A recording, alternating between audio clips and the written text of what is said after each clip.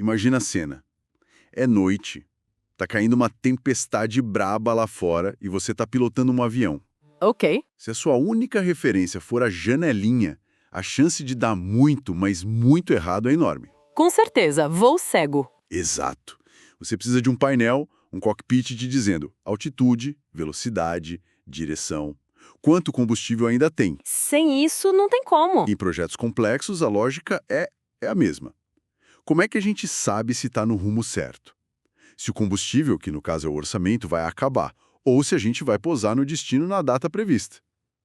Hoje, a nossa missão é mergulhar num material bem denso sobre gestão de projetos para entender como construir e usar esse cockpit. A gente vai transformar uma montanha de dados que muitas vezes só confunde em decisões de verdade. Exatamente. E o ponto de partida desse material já é uma provocação. Um cockpit de projetos não é um dashboard. Como assim? Não é só um painel com gráficos? Não é um amontoado de gráficos coloridos para deixar o relatório bonito, sabe? O termo que o material usa, e que eu acho perfeito, é interface governada. Interface governada. Soa importante. E é. Ou seja, é uma ferramenta pensada estrategicamente. Ela tem um propósito: conectar os dados técnicos, lá do cronograma, com a tomada de decisão de quem está no comando. A palavra-chave aqui não é mostrar tudo. É selecionar. É selecionar. É sobre escolher as poucas luzes no painel que realmente importam para manter o avião seguro e no curso. Ok, vamos desempacotar isso. O material que a gente analisou deixa muito claro que não tem receita de bolo, né? Não existe um cockpit que serve para todo o projeto. De jeito nenhum. A primeira coisa, então, é uma pergunta quase filosófica. Qual é a nossa maior preocupação? Onde é que a gente não pode errar? É aqui que a coisa fica realmente interessante, cara. Porque essa resposta muda o jogo completamente. O material argumenta que, embora todo projeto se preocupe com escopo, prazo e custo, O triângulo de ferro clássico. isso, mas sempre existe um deles que é o vilão principal. Aquele que, se sair do controle, leva todo o resto junto. O primeiro foco que eles apresentam é o foco em escopo. Foco em escopo. Imagino que seja para projetos onde a qualidade, a precisão são tudo. Tipo, sei lá, o software de um equipamento médico. Perfeito. Ou um projeto de pesquisa científica. Nesses casos, o mais importante não é ser o mais rápido ou mais barato, é entregar exatamente o que foi prometido, Sem falhas. sem falhas. A pressa é inimiga da perfeição. Para esse tipo de projeto, o cockpit precisa de indicadores que medem a qualidade e o avanço real do produto. Por exemplo, o percentual físico concluído. Que não é só sobre o tempo que passou, mas o que já está pronto de verdade. Exato. E aí entra um indicador famoso, o valor agregado, ou EV. Peraí, segura um pouco. Valor agregado é V. Soa complicado. Na prática, o que esse número me diz que um simples porcentagem concluída não consegue dizer? Ótima pergunta. O valor agregado é mais inteligente. Ele te diz o valor financeiro do trabalho que foi realmente concluído. Imagina que você planejou gastar R$ 50.000 para construir metade de um muro. Ok. E você, de fato, construiu metade do muro. Seu valor agregado é de 50 mil. Agora, se você gastou 70 mil para construir essa mesma metade, o EV continua sendo 50 mil. Ah, Ele te mostra que você gastou mais do que devia para o trabalho que fez. Ele conecta custo, prazo e escopo num número só, sabe? É um indicador de eficiência. agora sim. Ele mostra se o trabalho feito valeu o que foi planejado. Sacou? Faz todo sentido. E o segundo foco, qual seria? O segundo é o foco em prazo. Aqui, o tempo é o inimigo número 1. Pensa na organização de um grande evento, um festival de música.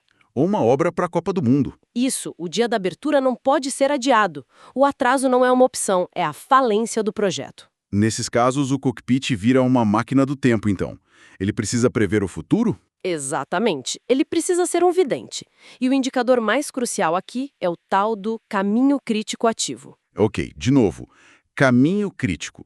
Me explica isso como se eu nunca tivesse visto um cronograma. É a lista de tarefas que, se uma delas atrasar um dia... O projeto inteiro atrasa um dia. Exatamente isso. É a espinha dorsal do seu cronograma. É a sequência de atividades que não tem nenhuma folga. O cockpit, nesse caso, precisa monitorar essa sequência como um falcão. Entendi. E, claro, entra o SPI, o Índice de Desempenho de Prazo. A missão aqui não é saber se já atrasamos, mas sim prever o atraso com semanas de antecedência para poder agir. Entendi. O foco é total em não deixar a peteca do tempo cair. E o terceiro, imagino que seja o mais comum em muitas empresas, o foco em custo. Sim, o guardião do cofre. Pensa num contrato de preço fechado, onde cada real gasto a mais sai direto do seu lucro. Ou obras públicas com teto de gastos. Perfeito. Estourar o orçamento é o maior perigo.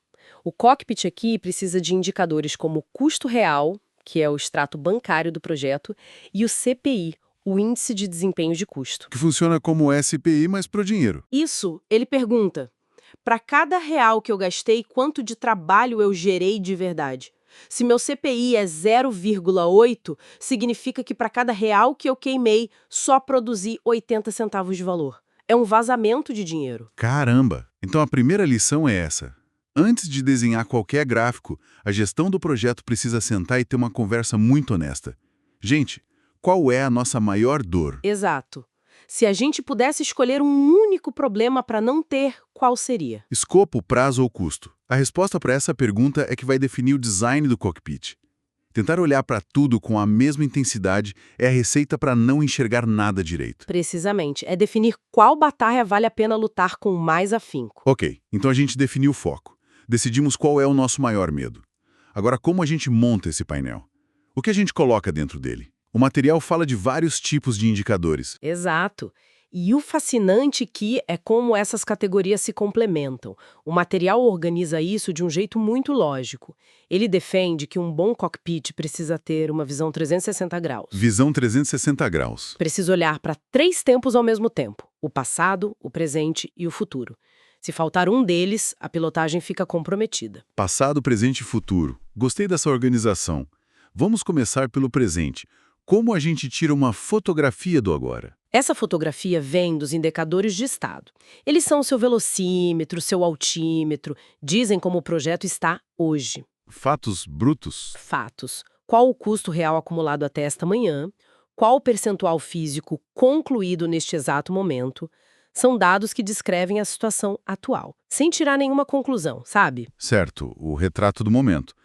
Mas só saber que estou a 800 km por hora não me diz se estou indo na direção certa. Aí que entra o futuro. Perfeitamente. Para olhar para frente, temos 2 categorias de indicadores, digamos, mais moderninhos. Primeiro, os indicadores de tendência. Tendência. Eles pegam os dados do presente e do passado e projetam uma linha no futuro. Com base no nosso desempenho até agora, qual é a nova data de término prevista? Qual é o custo final estimado? É o GPS recalculando a rota e te avisando que você vai chegar atrasado. Exato! E tem um passo além, que são os indicadores probabilísticos. Esses são ainda mais sofisticados. Ah, esses eu quero ver. Eles não te dão uma única previsão, mas um cálculo de chances. Usando simulações, eles respondem qual a probabilidade em porcentagem de cumprirmos o prazo original. Uau! Qual a chance de estourarmos o orçamento em mais de 10%? É usar estatística para gerenciar a incerteza. Nossa, isso é outro nível. Saímos do eu acho que vai dar pro temos 75% de chance de entregar no prazo. A conversa com a diretoria muda completamente. Totalmente. Ok, então já temos o presente e o futuro. E o passado?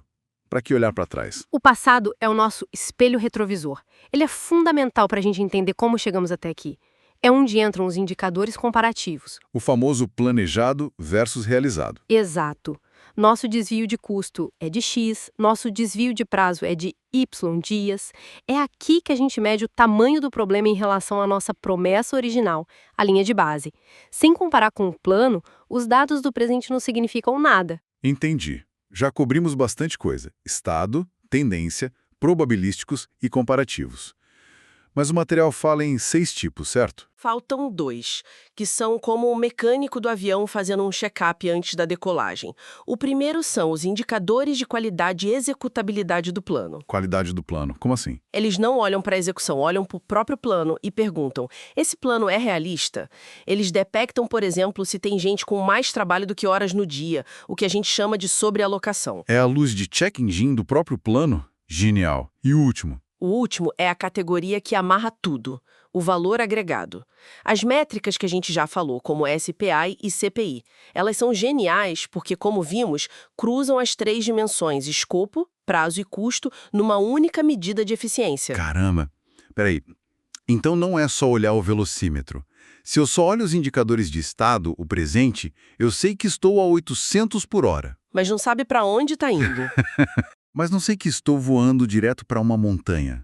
É por isso que os de tendência e os probabilísticos são tão cruciais. Exatamente. E sem o retrovisor, os comparativos, eu nem sei se eu deveria estar a 800 por hora ou a 500. É a combinação de todos eles, essa visão de passado, presente e futuro, que permite uma pilotagem inteligente. Não dá para escolher só um. Essa é a grande sacada. Um bom cockpit integra todas essas lentes. Ele te dá a consciência situacional completa. Beleza, essa parte ficou claríssima. A gente definiu o foco e montou um cockpit incrível, com os indicadores certos. Agora vem a pergunta de R$1 milhão. É só sentar, olhar para o painel e tudo se resolve? Pô, seria um sonho. A luzinha vermelha acende e o problema se conserta sozinho. O material é muito enfático em dizer que não. E essa é talvez a parte mais crítica. O cockpit é o gatilho, não a solução. Ele aponta um incêndio, mas não é o bombeiro. O valor real não está no painel, mas no processo que vem depois. Exato. Um cockpit sem um processo de ação é só uma decoração cara. E tudo começa com o que o texto chama de boas práticas. A primeira é a confiança nos dados. A fundamental. Se os dados não são confiáveis, tudo desmorona. A atualização precisa ser disciplinada, de preferência automática, para tirar o fator otimismo humano da equação. O famoso Excel criativo. Exatamente. Onde o gerente arredonda tudo para verde para evitar conversa difícil na sexta-feira. A automação mata isso. Depois vem a governança. Definidos os papéis. Tem que estar claro quem mede o quê, quem justifica as variações e, principalmente, quem tem autoridade para tomar as decisões. O cockpit não substitui o julgamento da gestão. Ele alimenta esse julgamento com fatos. Ok, dados confiáveis e papéis definidos. Mas vamos ao momento da verdade. O indicador ficou vermelho. O que acontece depois? É aí que entra a joia do processo que o material descreve, o RJ. RJ. Sigla para Relatório de Impactos e Justificativas. Funciona assim. Quando o indicador fica vermelho, ele não dispara um alarme genérico. Um bom sistema aponta para atividade específica no cronograma que está causando o alerta. Uma autópsia do problema quase. Uma autópsia com o paciente ainda vivo. É uma análise em 3 tempos, de novo. Primeiro você olha o passado daquela atividade, por que ela está com problemas. Foram as atividades que vieram antes. As predecessoras. Isso. Segundo, você analisa o presente. O que exatamente está acontecendo com a atividade agora? Falta material? E, por fim, você projeta o futuro. Como o problema nesta atividade vai impactar em cascata as atividades seguintes. Isso é genial porque cria responsabilidade e rastreabilidade. Não dá mais para ter aquela desculpa genérica de tivemos um atraso. Muda completamente. A conversa muda para a atividade X atrasou por causa do problema Y, o impacto futuro é Z e o responsável já tem um plano. E esse registro cria uma memória auditável para o projeto. É a transformação da informação que é a luz vermelha em ação disciplinada e registrada. Chegando ao final da nossa análise, vamos amarrar as ideias. Primeiro, aprendemos que um cockpit é muito mais que um painel de gráficos. É uma ferramenta de governança. Uma interface estratégica, isso. Segundo, que a sua construção começa com uma decisão fundamental. Qual é o nosso foco? Escopo, prazo ou custo. Exato. E terceiro, que para ser eficaz, esse painel precisa nos dar uma visão 360 graus. Integrando o passado com indicadores comparativos. Com o presente, com os de estado, e o futuro, com os de tendência e os probabilísticos. Sem uma dessas 3 visões, a pilotagem fica deficiente. E por fim, a ideia mais forte. O cockpit é inútil sem um processo robusto por trás. A disciplina do RIG é o que transforma a informação em ação inteligente. É o que tira a gestão de projetos do campo da adivinhação e eleva para uma disciplina baseada em evidências. Ele força as conversas difíceis a acontecerem com base em dados e não em achismos. Perfeito. E isso levanta uma questão importante, que o próprio material provoca no final. O texto menciona uma prática muito curiosa. Manda. Quando um indicador-chave, um KPI, fica verde, por muito tempo, sem nunca gerar uma ação, a nossa tendência natural é pensar que ele é inútil. Ah, vamos tirar esse indicador do painel. Faz sentido, parece que ele não está trabalhando. Pois é, mas a recomendação do material é outra. Em vez de descartá-lo, coloque-o em quarentena. Observe, porque ele pode estar verde por 2 motivos muito diferentes. Ou ele realmente se tornou irrelevante, ou ele está indicando que a gestão está sendo extremamente bem feita naquela área, ou que as condições são muito favoráveis. Certo. Então, a reflexão que fica, e que vai além da gestão de projetos, é como a gente distingue, na nossa vida profissional e pessoal, um sinal de que está tudo bem, de um sinal que simplesmente se tornou irrelevante. Como saber quando o silêncio de um indicador é uma boa notícia e quando ele significa que estamos medindo a coisa errada e vivendo uma falsa sensação de segurança?